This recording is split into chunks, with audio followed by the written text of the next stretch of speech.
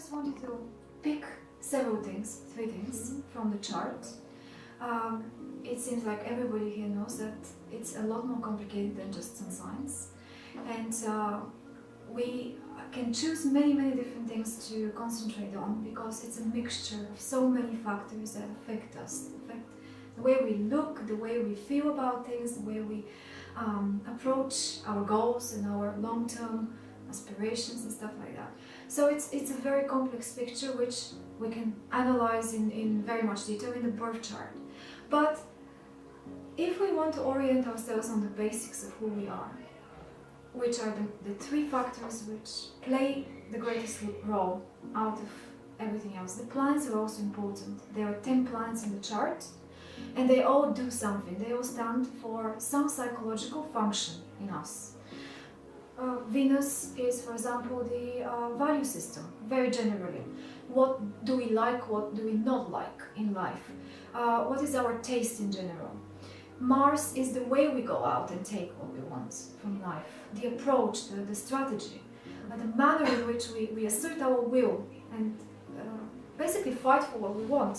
But all of these other planets, including Mars and Venus and Mercury and so on, they just give us the details. They give us a bit more info on how specifically we may react on things.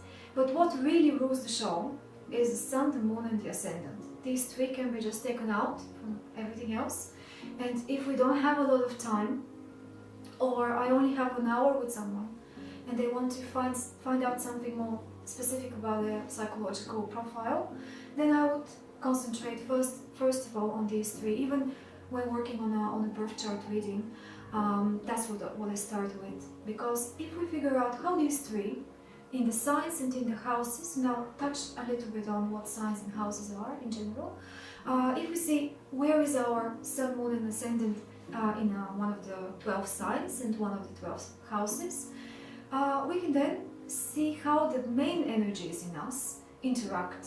And it's always some sort of a strange mixture, even if they are the same, because there are such cases where someone's born with the same Sun, Moon and Ascendant. And then we can have all sorts of combinations between Sun, Moon and Ascendant. It could be all different, like I think most of you have different, all three are in different signs, which makes it a bit more complicated to analyze, because we can say straight away that, for example, the Sun and the Moon, which are in the same sign, they help each other, complement each other, and regarding the functions of them, of the Sun and the Moon in general, we can say that they have teamed up in you, in a way that you don't have to compromise what the Sun stands for in order to give a chance to the Moon to take its thing or do its thing. So what I want to do today is explain to you a bit more deeply. What are they about in general? What is the Sun in us? What is the Moon and the Ascendant? How they play out generally, and then I'll go to some examples, which, because I knew Gabby will be here, I used your three as one of the examples, but we can experiment and I can just adjust to the four of you and give you a bit of a, I mean, everything is very general.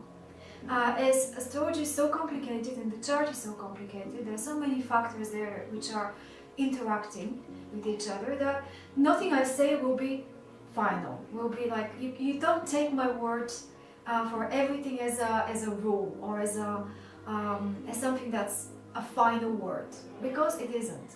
The same combination of things in a chart can produce different lives, different experiences in life. That's the very common question about twins. What happens if two people are born exactly in the same place, same date, same time? They're going to have the same chart. Obviously their lives are not going to be the same, because the chart is only one of three main things which are playing out. Very important, because it's like an instruction manual.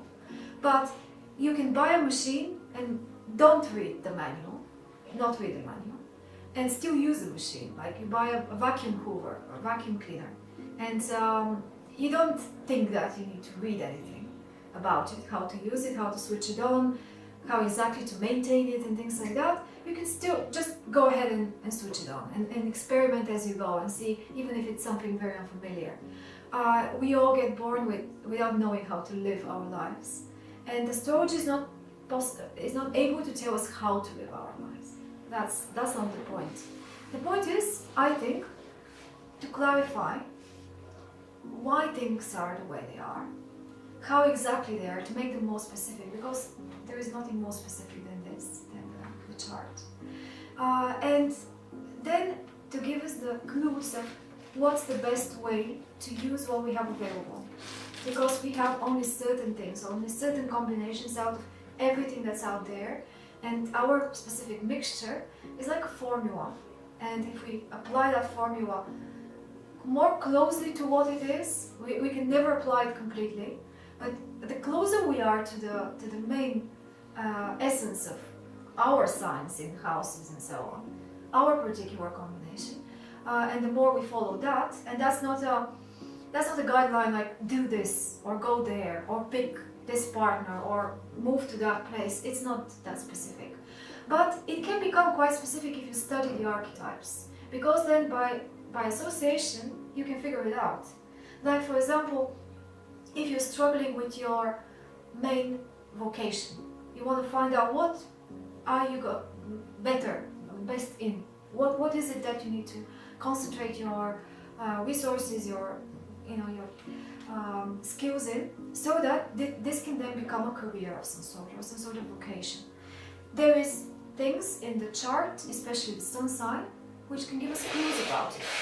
And it all comes down to living the sun in a way which is very conscious, very deliberate, and very knowledgeable. But for that you need to study the sign of the sun and the house of the sun. So vocation tends to always revolve around, for example, that thing, always revolves around the position of the sun in sign and house in the chart, and the aspects that sun makes with other planets and other things in the chart. So if you have, for example, sun in the 5th house, that's the house of creativity and bringing out to the world something from yourself, of producing something from yourself, from your own abilities, from your own thinking, vision, skills, talents, and so on, being creative in one way or another. That's what that house demands from us, that we have to act in that way, in one way or another. But then, in what style do we act? How do we act? Is the sign. So, if it's Sun in Cancer in the 5th house, then we have to be Cancerian, so act as a Cancer in one way or another, and apply that acting in the 5th house. So that already makes the choices, narrows down the choices. There is still a huge amount of choices we can make about career and vocation and contribution to the world and things like that. But if we know the general characteristics of the sign and the house, then we can see which things that we are attracted to, because we are always naturally attracted to what we were born in with as energies. What fits that picture? What fits that description? And we would inevitably figure out that some things don't fit it at all. These things may have been imposed on us by parents, or by the expectations of other people, or the expectations of society. We may be born in a time when it is very fashionable to be a banker, for example. But I was born, for example, with a chart of a creative speaker, or a painter, or something like that. One of many possibilities, but some sort of a creative and imaginative energy, not practical, not materialistic. And if I go against the tendencies in my chart, it's not going to work. Mm-hmm. Or I will struggle a lot. I will be out of place. I will not be where I'm meant to be. And that's always going to feel wrong. And then other things follow. So it's a constant battle.